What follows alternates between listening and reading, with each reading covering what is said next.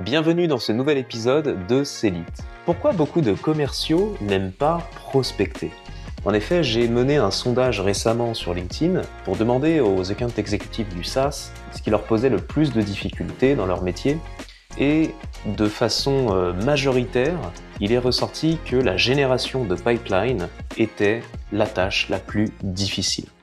Et donc en fait, les commerciaux, généralement, aiment de moins en moins prospecter. En tout cas, plus ils prennent de l'expérience, plus ils montent les différents échelons dans l'entreprise, passant de SDR à Account Executive SMB, Mid-Market, Enterprise, Strategic, eh bien, j'ai remarqué que moins ils aiment prospecter, plus ils trouvent ça dur, fastidieux, contraignant.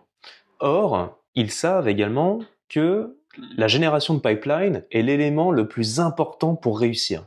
Et que si on n'a pas assez de pipeline, généralement 3 fois le montant de son quota, on n'est pas en mesure d'atteindre son quota annuel. Donc il y a un véritable paradoxe ici. Les commerciaux aiment de moins en moins prospecter, mais ils ont de plus en plus besoin de pipeline pour réussir. Alors quelle est la conséquence de ça ? Eh bien, si les commerciaux rechignent à prospecter et donc procrastinent davantage, eh bien ils vont soulever moins d'opportunités. S'ils soulèvent moins d'opportunités, leurs résultats baissent et par conséquent leur motivation baisse. Et en fait, c'est un cercle vicieux puisque si la motivation baisse, on a encore moins envie généralement de faire des tâches qu'on n'aime pas et qu'on rechigne habituellement de faire alors qu'on est dans un état d'esprit normal ou positif. Donc, le sujet de cet épisode, ça va être de se demander en fait pourquoi ces commerciaux n'ont pas envie de prospecter.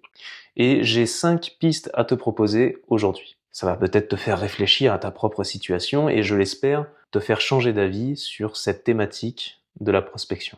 Tout d'abord, je pense que beaucoup de commerciaux, numéro 1, manquent de conviction. C'est-à-dire qu'ils ne sont pas complètement sûrs et certains que prospecter va leur ramener des résultats positifs. J'ai remarqué qu'on peut facilement tomber dans une forme de cynisme ou de fatalisme quand on parle de prospection, en se disant, surtout quand on prend de la bouteille, en se disant franchement ça sert à rien parce que je vais passer une journée entière à prospecter, j'aurai quoi ? Ça se trouve 3 personnes au téléphone, j'aurai 2 réponses à mes emails, j'aurai même pas de rendez-vous, ou peut-être si j'ai un rendez-vous, je vais l'arracher. Ça sera une personne qui va me faire faux bond, qui viendra pas au call, je perds mon temps. Franchement, je ferais mieux de travailler mes opportunités existantes et faire progresser mes deals plutôt que de gâcher une journée à prospecter, aller chercher du nouveau business.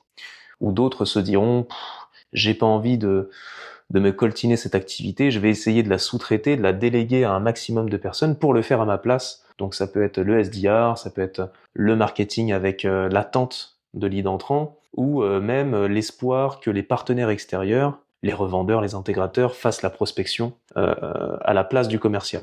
Moi, je pense que c'est un problème, en fait, de ne pas prendre ses responsabilités, de se dédouaner de cette activité, voire même de faire passer la génération de pipeline comme étant quelque chose de secondaire, de pas important. Parce que, comme on l'a vu en introduction, ce serait contredire l'affirmation, le postulat de départ qui dit que la génération de pipeline est la clé maîtresse de la réussite d'un commercial. Donc, si tu es pas convaincu que la génération de pipeline est clé, je t'invite à changer de point de vue dès que possible et à réaliser tout le manque à gagner que tu es en train de générer à cause de cette procrastination vis-à-vis de la prospection. Parce que si tu te levais plus souvent le matin pour prospecter, si tu étais plus constant dans cette démarche, tu aurais déjà beaucoup plus d'opportunités, beaucoup plus de ventes et tu serais beaucoup plus dans une démarche de réussite. Deuxième raison pour lesquelles les commerciaux ne prospectent pas, eh bien je reviens sur cette notion que je viens d'évoquer rapidement, c'est le manque de constance. En fait, il y en a qui prospectent, mais qui ne le font pas de façon suffisamment régulière, qui n'ont pas intégré ça comme quelque chose d'obligatoire, quelque chose qui fait partie de leur quotidien ou un rituel hebdomadaire. Ce serait un peu comme quelqu'un qui ferait du sport une fois de temps en temps, sans vraiment avoir de programme, sans respecter en fait un agenda, des horaires, des durées de sport. Eh bien, c'est pareil en prospection. Si tu en fais quand t'en as envie, sans t'imposer en fait une discipline, tu n'auras pas les résultats escomptés.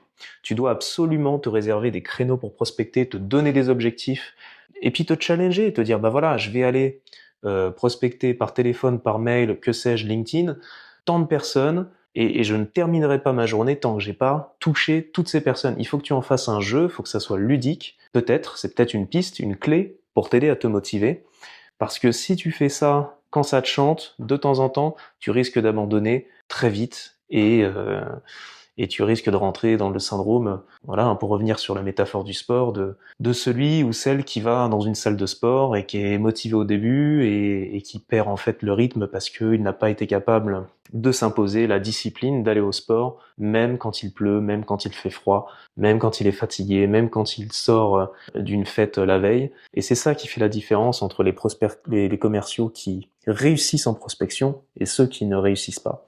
Ceux qui réussissent sont tenaces, ils ne lâchent pas l'affaire, ils vont jusqu'au bout, ils continuent, ils en ont fait une habitude, quelque chose d'obligatoire qui agrémente leur quotidien de commercial. Troisième raison qui peut expliquer qu'un commercial ne prospecte pas, pardon, c'est en fait une forme un manque de compétences. Voilà, un manque de compétences, qu'il soit dans l'art de prospecter ou dans la manipulation d'outils ou de processus. Je m'explique. Quand on prend des responsabilités, qu'on devient account exécutif, qu'on monte sur les grands comptes, bien sûr, on ne passe plus autant d'appels que quand on est en début de carrière. Il est aussi question d'orchestrer sa prospection. Donc il faut savoir solliciter les bonnes personnes en interne, en externe, définir un plan de prospection, définir un cadencement, des campagnes également de prospection, mobiliser les bonnes ressources, et savoir utiliser les bons processus et les bons outils pour orchestrer de façon efficace toute sa prospection. Si le commercial n'est pas formé, s'il n'est pas à l'aise avec tout ce processus d'orchestration, s'il ne sait pas se définir un plan d'action efficace, eh bien forcément il va vite être dépassé par les événements et se contenter d'actions de prospection tactiques qui n'auront pas l'effet escompté et n'amèneront pas les résultats attendus. Donc, si tu manques de compétences dans l'art de prospecter, eh bien, tu peux par exemple faire appel à mes services de coaching et puis je peux peut-être t'accompagner pour t'aider en fait à déployer ton potentiel en toi pour mieux prospecter, mieux orchestrer, mieux driver ton business. Quatrième raison qui font qu'un commercial ne prospecte pas ou pas beaucoup, c'est peut-être qu'il manque aussi de créativité. Il est vrai que certains commerciaux n'ont pas toujours les idées tout le temps de prétextes pour lesquels ils pourraient approcher telle ou telle personne. Ils n'arrivent pas à briser la glace, ils ne savent pas quelle campagne de prospection mener, sur quelle thématique, pour quand, pourquoi, à quel sujet, et en fait ils sèchent. Ils ont un peu le syndrome de la page blanche, et finalement, quand ils se retrouvent dans ce type de situation, ils vont aller au plus facile, ils vont prendre des modèles, des templates qui existent déjà dans l'entreprise, s'il y en a, ils vont faire des copier-coller, ils vont envoyer des mails un peu comme ça, dans une stratégie un peu d'inonder en fait leur base de prospects ou de clients, et en se disant au moins je vais faire du volume, ça sera peut-être pas adapté, ça sera peut-être pas tailor comme on dit en anglais, personnalisé auprès de chaque prospect, mais bon, sur un malentendu, on sait jamais, ça peut peut-être fonctionner. Donc si tu as du mal à avoir des idées, ou peut-être si tu n'es pas à l'aise avec les innovations en matière de prospection, donc comme des approches nouvelles, comme l'envoi de messages audio, l'envoi de messages de prospection vidéo, ou l'utilisation d'outils d'IA, je peux également t'aider à travers mes services de coaching pour aller chercher en toi la créativité que tu as de base, mais qu'il faut juste réactiver peut-être en te sortant de ta zone de confort et en te réapprenant certaines techniques, et en te mettant à jour tout simplement sur tout ce qu'on peut faire en matière de prospection. C'est un domaine dont la créativité devrait être illimitée, donc il n'en tient qu'à toi pour approcher tes prospects de façon différenciante et te démarquer de tes concurrents. Cinquième raison qui font qu'un commercial a la flemme ou n'a pas envie de prospecter, ça va être le manque de temps. J'aurais même pu le mettre en première excuse, j'ai envie de dire, parce que c'est une excuse, le manque de temps. Tous les êtres humains sur Terre, nous tous avons la même durée chaque jour, enfin, sauf si notre vie s'arrête, malheureusement, en cours de journée. On a 24 heures par jour. Donc, dire qu'on n'a pas de temps, c'est une excuse. En réalité, la vraie réponse, à mon sens, qu'il faut donner, c'est « je n'en fais pas une priorité ». Ça, c'est une réponse qui me paraît logique, pertinente, Parce que le temps, on en a. Il suffit juste de réorienter ses priorités. Donc, beaucoup de commerciaux diront « j'ai pas le temps de le faire parce que je dois m'occuper de mes clients, je suis sur un appel urgent, mon client a tel problème, je dois aller à telle réunion, il faut que j'améliore mes templates, il faut que je prépare ma présentation commerciale, il faut que je prépare ma démonstration. » Il y aura tout le temps plein de choses à faire en fait. Ça c'est clair. Il y en aura 1000 des excuses pour ne pas prospecter. Donc pour moi, dire « je manque de temps », c'est se trouver une excuse. Ou si la personne est vraiment sincère là-dedans, c'est qu'elle gère mal ses priorités. Si un commercial a envie de prospecter, a de bonnes intentions, il ne demande que ça, mais il n'arrive pas à le faire parce qu'il est pris par d'autres choses, c'est tout simplement quelqu'un qu'on doit accompagner pour apprendre à mieux gérer ses priorités. Il faut que, si ça t'arrive, il faut que tu épluches ton agenda et que tu regardes toutes les actions que tu fais dans ta semaine et que tu te poses cette question pour chaque action. Quel est le bénéfice de chacune des actions que je fais? Dans quelle mesure l'action que j'entreprends va me rapprocher un peu plus de l'atteinte de mon quota?